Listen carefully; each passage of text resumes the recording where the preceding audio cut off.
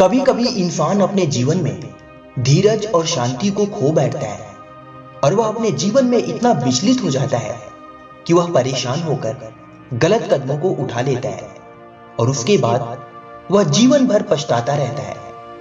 परंतु जो मनुष्य अपने जीवन में धैर्य और धीरज के साथ काम करता है वह बड़ी से बड़ी सफलता को भी प्राप्त कर लेता है।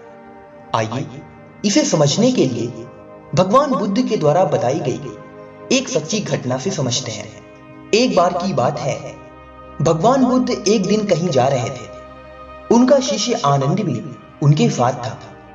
वे पैदल चलते चलते बहुत दूर निकल गए। ज्यादा चलने के कारण वे थक गए थे। रास्ते में आराम करने के लिए एक पेड़ के नीचे रुक गए। भगवान बुद्ध को बहुत जोर की प्यास लगी। उन्होंने अपने शिष्य आनंद को पानी लाने के लिए कहा। पास में ही एक नाला बह रहा था। शिष्य आनंद वहां गया।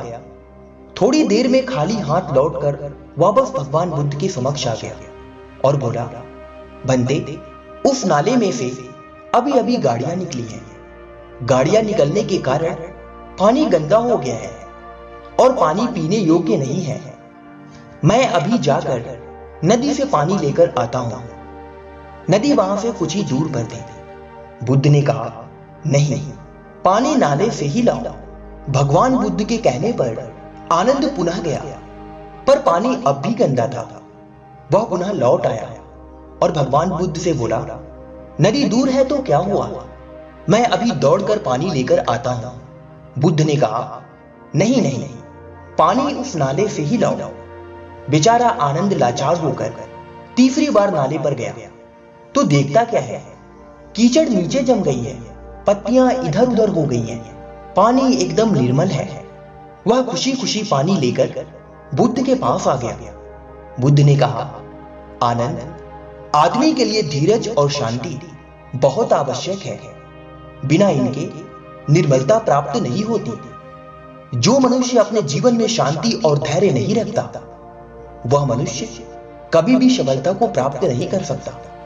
यदि तुम धीरज ना रखते तो तुम्हें पानी के लिए बहुत दूर जाना पड़ता, जिससे तुम्हें समय और शारीरिक परिश्रम दोनों का नुकसान होता।